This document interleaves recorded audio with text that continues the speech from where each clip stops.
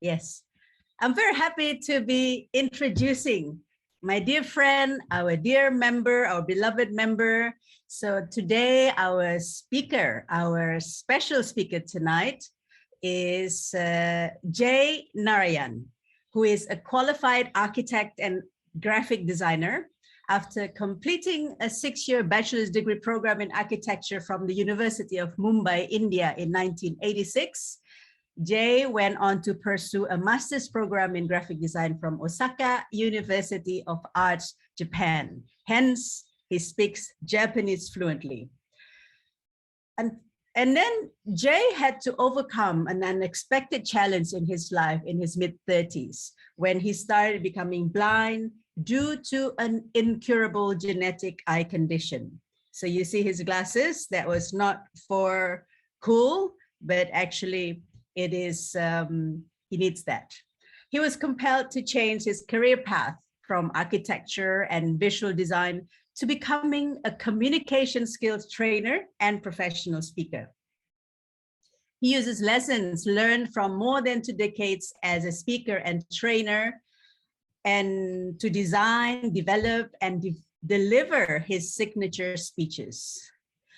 Please put your hands together, my dear friends, and make some noise to help me welcome, and please unmute yourself, the word architect, J. Narayan, with his mini training session titled As Easy as ABC, Effective Trainer and Coach Essentials. J. Narayan. I loved that, Toastmaster Miranda Rumi. The only thing is, I have to live up to the hype and expectations that you have created. In Japanese, you would say, "Sono kitai ni kotaete ikitai to omoimasu," which is, I have to live up to that expectation, right? So, ladies and gentlemen, this is going to be a fun session for the next 30 minutes or so, and be very lighthearted, lot of learnings, okay, and takeaways for all of you. So I'm going to start by asking you a simple question. Just shout out a "Yay, Jai" if you're a trainer, coach, or at least a speaker. Hey, Jai. Hey, Jai. Hey, Jay. Hey, Jai. And I get that, I'm sure, even from Misakito-san and Masako Hino-san, because they are speakers, right? Yes. Now, my second question. Would you like to actually learn about some few simple essentials you can keep in the back of your mind, which would definitely make you more effective, more engaging, and definitely more endearing? Yeah, Jai, can I hear one? Yeah, Jai. Yes, Jai. Yes, Jai. Thank you. Thank you. Right, now here's the deal. I'm going to now throw in a disclaimer. The next 30 minutes, I'm going to share with you 26 very simple keywords, which will become an effective checklist for trainers, coaches, and speakers to keep in mind. However, let me tell you, this is a cache encapsulating 26 keywords and associated little nuggets in just 35 minutes. So it's going to be a little compressed and fast. Okay, but do not worry. Anytime you want to stop me, just time out. You can just say, "Jai, can you repeat that?" And of course, this slides will have the words for you. They're very simple. Don't worry about it. But we'll talk about it briefly. Now, my final caveat or disclaimer. Each of these 26 keywords, well, I could speak about it for half an hour in associated workshops, but I can't do that today. Obviously, imagine each of these can be spoken about for half an hour, but that won't happen. So we'll just breeze through them. You will love it. It's as easy as ABC. So before you step forward on your next engagement as a trainer, coach, or a speaker, let's look at what is keyword A. Yes, sure. Can you see this? Can everybody see that? Yes. Very clear? Yes. Clear. Right. So A is audience awareness.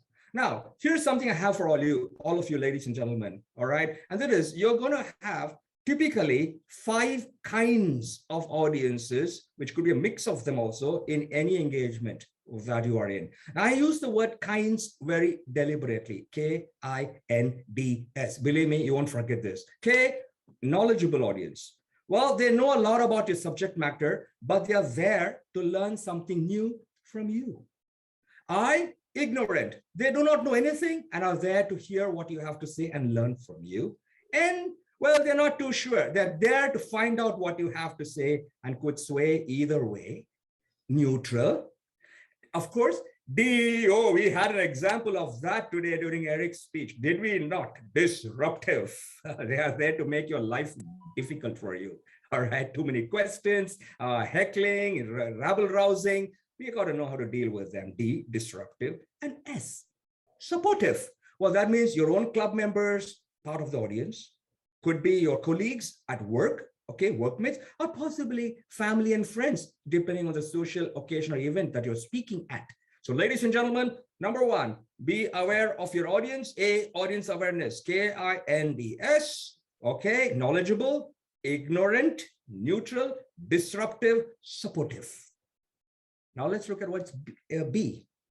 Body language. Body language. So Sham, should read the 3 trigger words for me. Posture, gestures, eye contact. Number one, posture. How are you sitting? How are you standing? Right now I'm sitting, but I don't know if you're able to detect it, ladies and gentlemen. I am sitting, I think, straight, which means my back is straight. My shoulders are up. If it were not up, my shoulder would be like this. This is the opposite of that. You know, it's called drooping, right? Even when you're standing, do not have drooping shoulders. Back straight, I call it back straight, shoulders up, head up, which means head is not like this, right? That's your posture. And of course, eye contact on a virtual screen like today, eye contact is with the camera, not with the screen. As I demoed just now, it's always with the camera. Remember that, okay? And of course, on stage live, eye contact with the people you're looking at various times at different people around the room, but at them, all right? And of course, you have your gestures, hand movements, all right, head movements, yes, up and down, no, sideways, and have movements within the frame. For example, Sham, stop me when I'm going beyond the frame. Stop. And stop this hand. Stop. Ladies and gentlemen, this is my hand movement today within this frame. This is called my virtual Zoom window. For this particular session, I have to know that before I start speaking. I'll be doing this, I'll be doing this, I'll be showing this. You can't see anything, right? So body language, please have that the back of your mind before you step up to speak, either virtually or on live. C. Content clarity. Content clarity, ladies and gentlemen. Should know, could know, okay, not to know. This is, I love this. Please make a note of it, everybody. The should know, the could know, the okay, not to know. Most of the time, the last part is what we don't think of and we forget and we cram our presentations with excess information more than the time allowed to us. So here's my takeaway for all of you, ladies and gentlemen, the nugget, all right? First of all, you have to make sure you have the should know in your content or presentation. That means you cannot do without it. The audience must hear what you have to say, the should know aspect. Typically, this would be about 60 to 70% of your content. You then have some buffer time where you can actually throw in a little bit of could know, which means if they know this, this also adds some value. And then you have the okay not to know, which means, well, I don't think this is good enough for this, or if I have extra time, I might share this, but it's perfectly fine not sharing it at all, right? So keep these 3 in mind and then edit your content accordingly, whether it's a presentation or whether you're going in for a coaching session, whether it's a training, for example, or a speaker script that you have, right? Just have these 3 in mind. This is content clarity before you speak. D.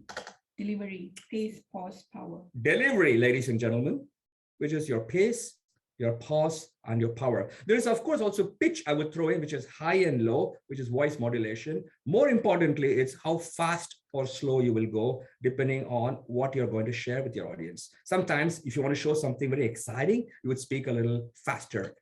If you're going to talk about something that's a very significant moment in your life, and you're reflecting on it, you would slow down. And of course, power is where you would add some impact to your words in your delivery. It's called pace, it's called pause, it's called power. What I'd like to say is pace, how fast or slow you would speak. Pause, when would you stop? When will you go? And power, how strong or weak would you enunciate every word, right? So that's D, that's your delivery. Again, your checklist as a trainer or a coach or a speaker, have this D in mind when you rehearse, right? E. Empathy, compassion, feeling, understanding. And this is for your target audience. Go in there, ladies and gentlemen, with empathy, which means you go in there with a very open heart, knowing that whatever I have to share with my audience, it's for that I understand where they come from too. Okay, it's not going to be a monologue from you. And you will not therefore, remember before we started, I said, we like to be more endearing. If you have empathy, you do endear yourself to your audience. It's all about compassion. Of course, you speak with passion, but you show compassion. Very important to remember that. Speak passionately, but show compassion for your audience. That means don't speak to win, or don't speak to score points, or don't speak to show who is right. That is, you are right. Speak to help. And most of the time, you will be a winner. As Eric likes to say, you will be a rock star trainer, speaker, or a coach, right? Next, F. Feedback, verbal, non-verbal, post-session. This is a very important one for all of us, right? Feedback. And I'm not talking only about formal forms here, ladies and gentlemen. I'm talking about as you speak, as you deliver, as you coach, please monitor verbal feedback you're getting from people. Okay, what are they saying? For example, non-verbal feedback, so often forgotten and missed by presenters. What are they showing? Not what they are saying. What are they showing? Are they showing boredom? Are they showing, for example, confusion on their faces? Are they showing irritation and frustration? You could be in a session where people are constantly looking at the watch all the time, every 2 minutes. You know that that person is not engaged, right? This is the feedback I speak of.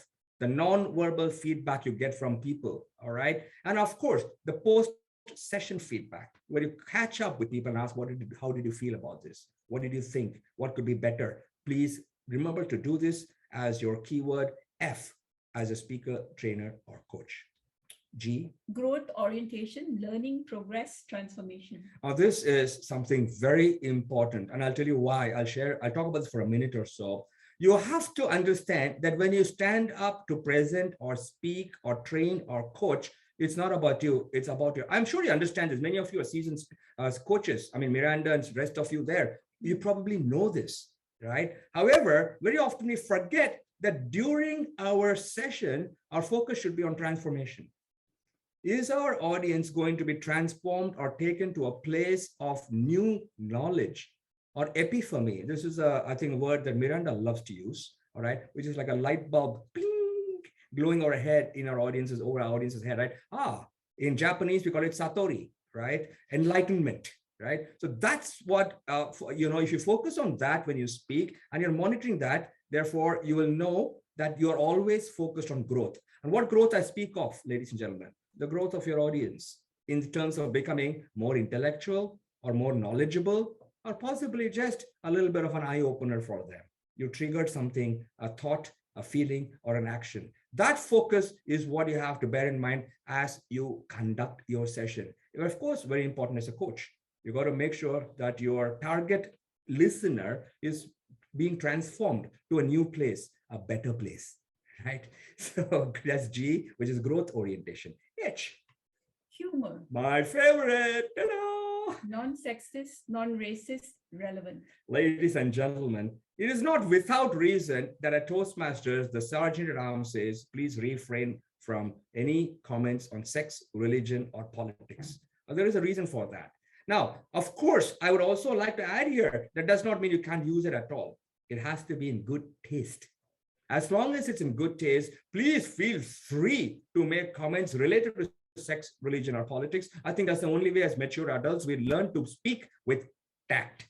And that's the thing I want all of you. But that does not mean you have to be serious for 45 minutes or an hour. Throw in your lighthearted humor.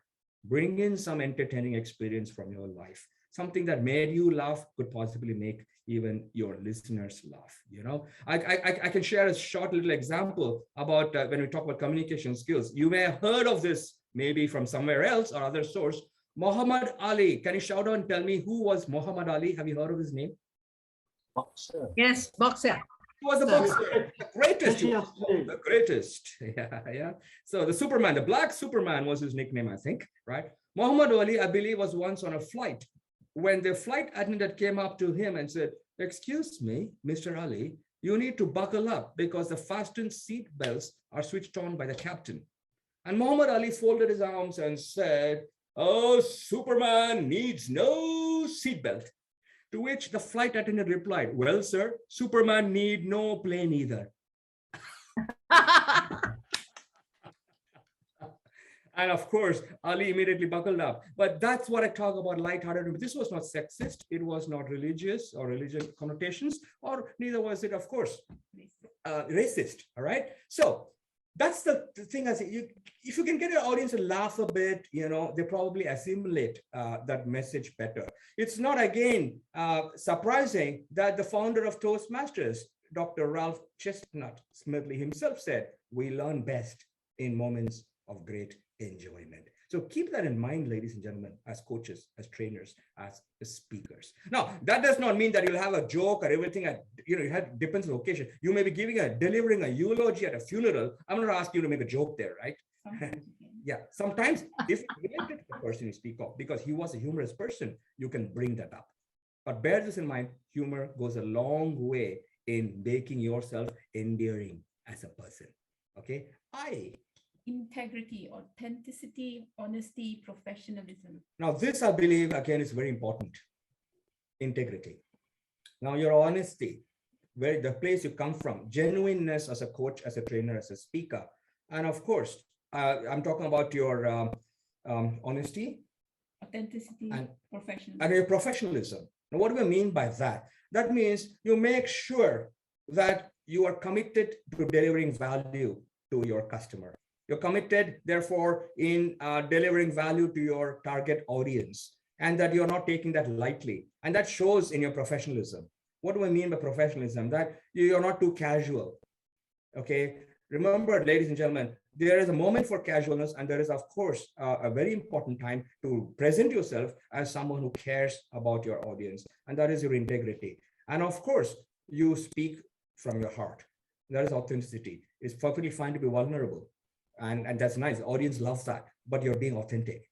And that shows your integrity, right? You're not pulling a fast one on people, or you're not talking about something you're not very clear about, or you're not making something up. That's a very important one, ladies and gentlemen. Do not make up facts and figures. If you're not sure, it's perfectly fine to say, I don't have that information right now, but I'm going to look it up. I'm going to get back to you. Please leave me your contact information. And when you say that, get back to people, please.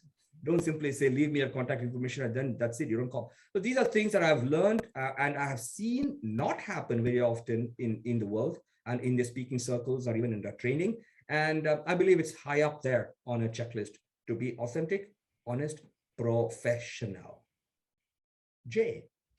Jargon, abbreviations, terminology, vocabulary. Now, this is a tricky one. I'd like you to just mull over this for a while, because many of us are specialist trainers, right? Which means, and even as coaches, we have a subject matter expertise, SMEs, right?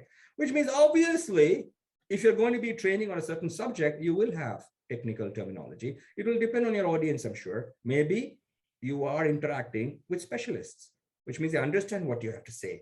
However, my takeaway for all of you today is pay attention to the amount of jargon that you have in your speeches or your presentations or even your coaching sessions, which means don't overload your listener with too much terminology, too many abbreviations. Sometimes abbreviations that you understand, they don't.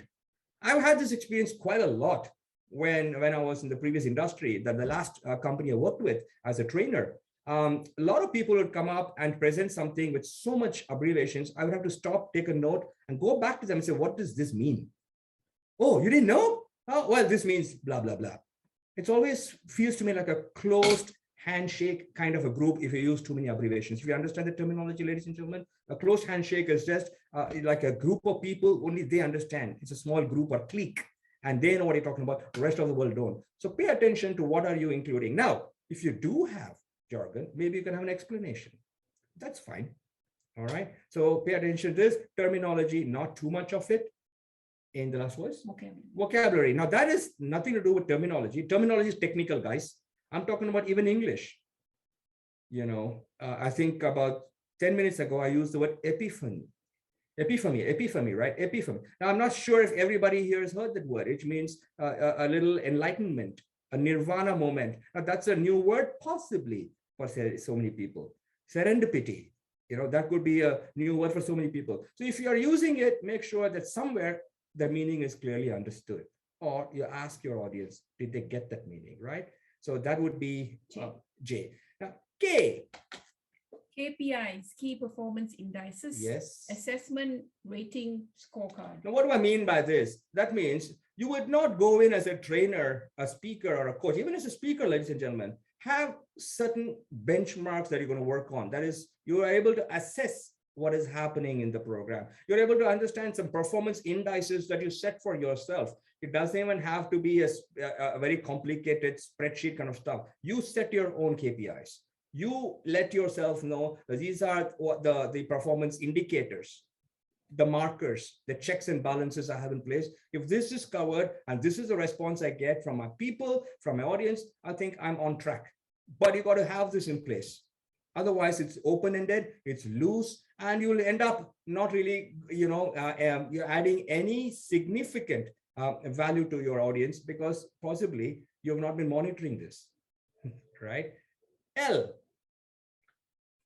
Listening skills. Oh, yeah. Non-judgmental, open-minded, unbiased.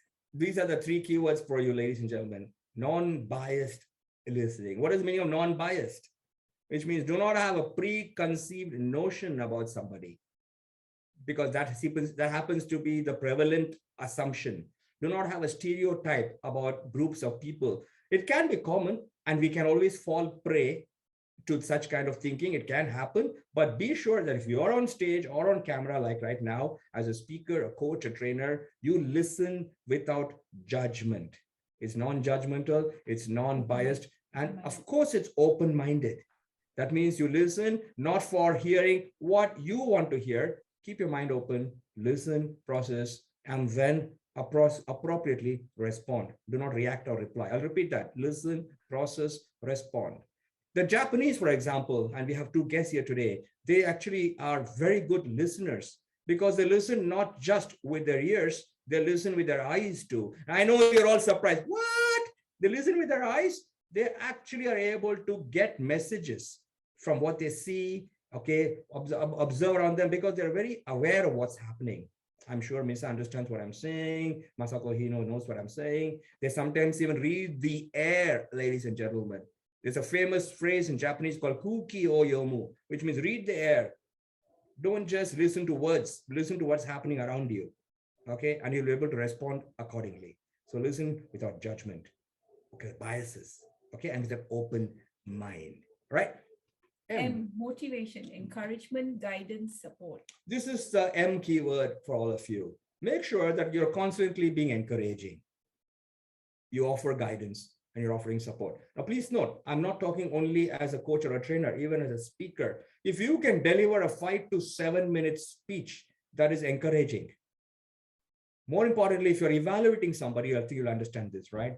Make sure that your evaluation 2 to 3 minutes is offering a lot of guidance, a lot of support, and it's motivating. It empowers your listener, right? So if you have this in mind, now one more time, I'll go back to my opening. It's as easy as ABC. You become an even more effective speaker, trainer, coach, more engaging, more endearing, because you're motivating, you're encouraging. You're coming across as a positive person because you care about your listeners' growth, okay? That was M. Check feedback. Yes. Of course, you have to check the feedback, right? No. How are they doing? Oh, how are they doing? Okay. So Sham has now interrupted me here and saying, now at this point, stop and ask how are they doing? And is everything I'm saying very clear? So far, so good? Good. Good. Good. Oh, was that Eric? All right. Yeah, I love that, by the way, Eric. Good. In fact, Eric, right now, I'm being a mix of all those keynote speakers, a platform speaker, an information speaker, a motivational speaker. I'm a big mixed cocktail of this, right? And yes, and Eric, I love Rod Stewart too, by the way.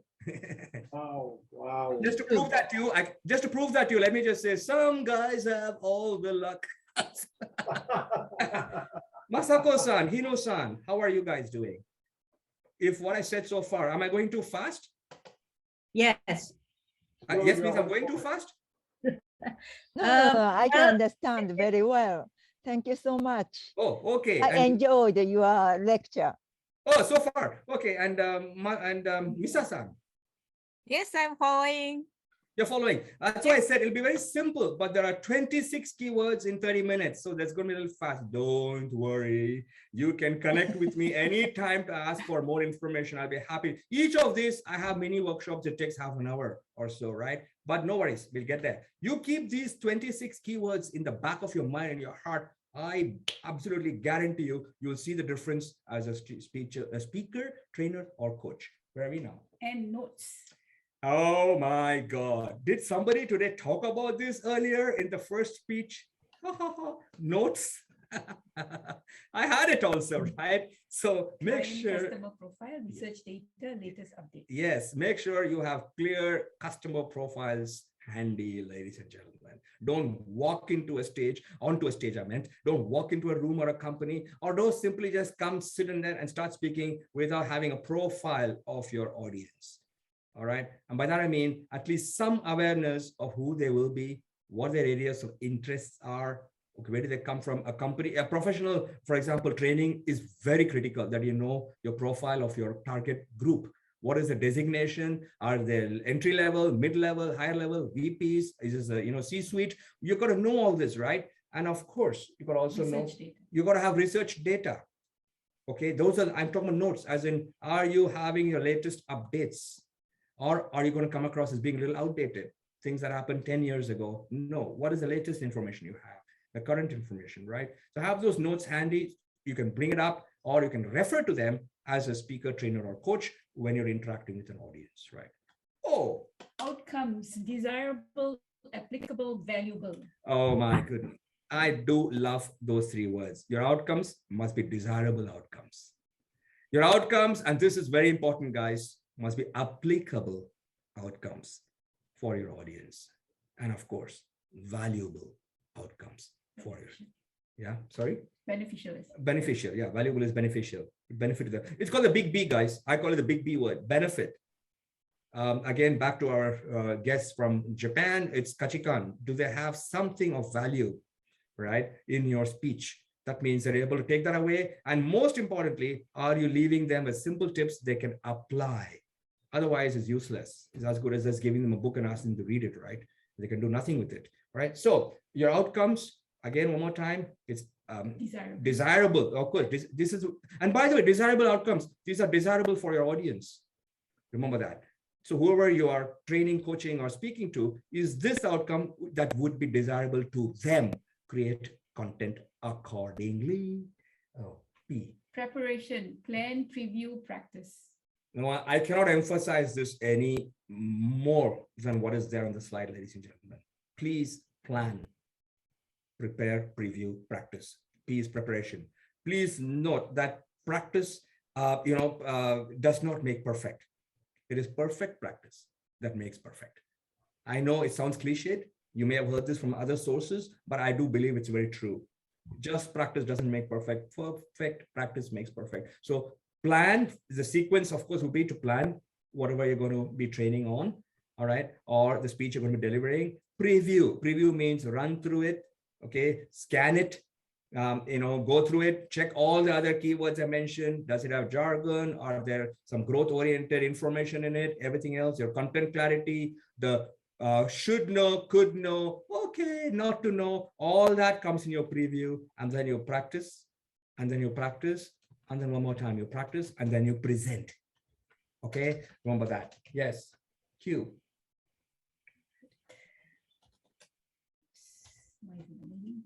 Okay. Questions. Open, 5W plus 1H. Yes. Clarifying, yes. Reflective. Right. Please include in your delivery as a speaker, as a coach, as a trainer, the 5W, 1H questions. Some people like to call it 5 wives and 1 husband. Okay, that's just a lighthearted kind of, I think reference. But 5W, of course, you all, can you shout out? You all know it, I know.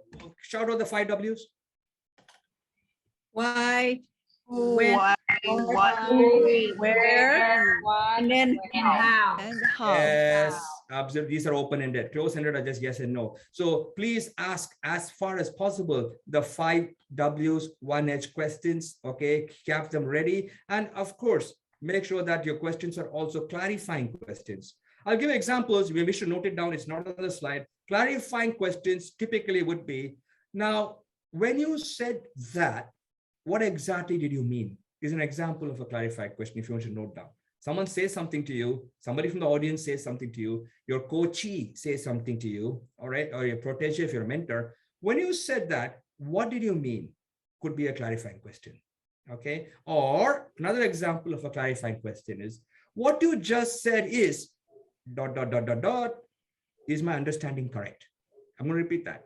What you just said is, you just repeat what the person said, and you say, is my understanding correct? Is your clarifying whether it was reflective? So can you tell me about an incident in your life that explains or illustrates what you shared? That becomes a reflective question. Or could you go back, for example, to what you said about 5 minutes ago?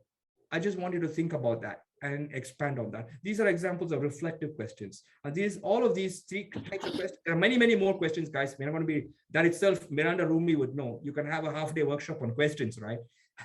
But if you're going to understand, these are the three main ones. Bear in mind, the 5W1H, the clarifying questions, the reflective questions. When you do this, you become more engaging. All right. So yes, R. Responses. Yes, a natural flow to questions obviously leads to responses. Now, what are the kinds of responses you're going to be looking at? Direct, evasive, hidden meaning. Now, guys, this is when you get the response to questions you ask. Just check to see if the responses are direct to your question, or this is a good one. Evasive. Are the responses evasive? Can someone just quickly unmute and very shortly tell me what do I mean by an evasive response? Anybody can share? You asked a question and you detect that the response is evasive. What does it mean? Ambiguous. Ambiguous. That's a good word. It doesn't really tell you anything. It doesn't tell you anything. It deflects the question to something else, etc. Right? A lot of, not all, but a lot of politicians use evasive answers. The questions are direct, but the answers are evasive. For some reason, a lot of politicians tend to do that. Again, not all of them. All right. Of course, you also get direct responses. And the last one, of course, was evasive and Hidden meaning. Hidden meaning. That means when you get a response from someone, there's a hidden meaning which requires you to have a follow-up question in that response or a question. That means they're saying something, but they haven't said everything. Everything is not revealed in their answer. The answer, yes, it is an answer to your question, but something tells you, I need to know more. Something seems to be hidden here in their meaning of their response. I have to clarify. I have to follow up. So watch out for all that as a speaker, trainer, or coach. Responses. S. Storytelling. Oh, yeah. Case studies, illustrative, supportive. Make sure that you have storytelling as part of your content. What do I mean by storytelling? Obviously, many of you may know, it's not long ago, there was a princess who lived in a deep, dark forest. If that happens to be an appropriate story, good enough. Storytelling is basically case studies, illustrative examples, yes, and Illustrative, supportive. And supportive stories, right? Typically from your own experiences, right? Both professional and personal. Now, let me just quickly in a half a minute tell you that most of my speeches are typically stories. I tend not to lecture in any of my speeches or even in my training session. Even my training sessions, okay, over the past 22 years as a trainer, will have stories.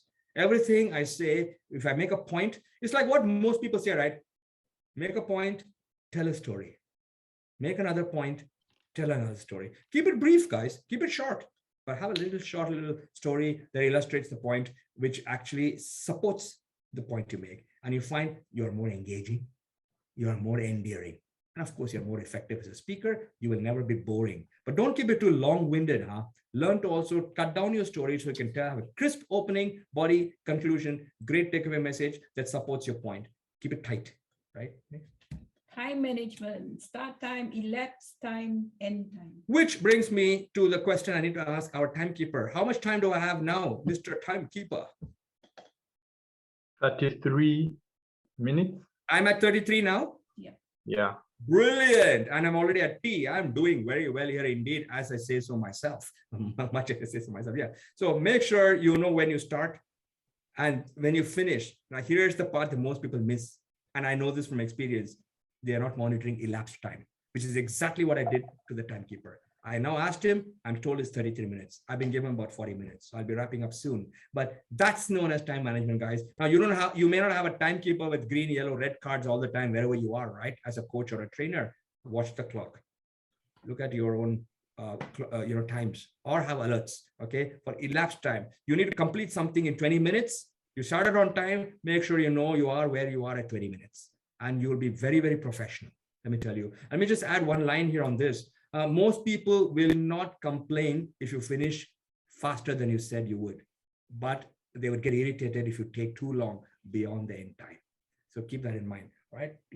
You Understanding pain points, gaps, solutions. Make sure that you have a clear understanding, that is you, of the pain points that your audience is going through.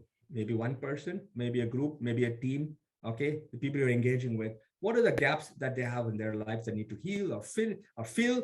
And of course, the last one, solutions to problems. Ladies and gentlemen, the most effective trainers, coaches, and speakers are those who talk about solutions to problems. Okay, not data all the time. All right, or not features, functions, etc. It's solutions to problems and benefits. By that, I don't mean technical problems all the time. I'm not necessarily asking you to solve a problem somebody has in their car. Okay, no, but I say a problem could even be something emotional. Could be something mental. It could be something to do with their relationships. And your speech, triggers a positive emotion in them, or makes them think, feel, or act differently. That's your understanding of your content, right? Visual aids, images, slides, props. Images, slides, and props. Please note, I purposely said slides here is deliberate. I did not say PPT. I've now come to realize PowerPoint is not the end all be all of PowerPoint presentations. We have Google Slides, for example. We have Canva, for example. Many of you have heard of some of these. Okay, and of course, PowerPoint. Okay, but have that as visual aids and props. What are you going to use to emphasize a point, to illustrate a point? You want to have a little thing in your right hand, maybe a white glove? Well, so be it. Okay, props can, of course, be so many things. Props can even be handouts that you distribute to your target audience before you do your training. It could be a little, for example, content that's shown. It could be visual. Yes, that's your visual aids. So pay attention to that, guys. Make sure it's not distracting. It's not overdone. Okay, like today, I'm not using any props. I'm not using any visual aids, except, of course, the slides that Shyam is sharing. But I'm speaking directly to you so that nobody is distracted, right? Good. And then we have wardrobe, Attire, grooming, hygiene. This is a very important one, guys, because we can so easily forget or overlook this in a virtual setup like now, your wardrobe. Please pay attention to your, of course, attire. It doesn't have to be a three-piece Giorgio Armani suit, ladies and gentlemen. I'm not saying that has to what you're going to wear, but make sure you're presentable. And what do I mean by presentable? You have some basics in place regarding the color that you want to put on that day. Maybe it's your brand color, your brand image, and of course, your grooming and hygiene. Okay, and this is even more critical when you're a live audience. It may not be so noticeable when you are here, on a virtual screen on Zoom, but keep that in mind. I'm going to share one comment that was made by, in fact, Giorgio Armani himself. Shout out to yes, if you heard of the name Giorgio Armani. Yes. Yeah. Many of you are saying, yes. Here's what he said, guys, and this is really interesting. He says, you dress well, not to make an impression, but to be memorable. I'll repeat that. He says, you dress well, not to make an impression, but to be memorable. People will remember you for some of the basics. And you know why?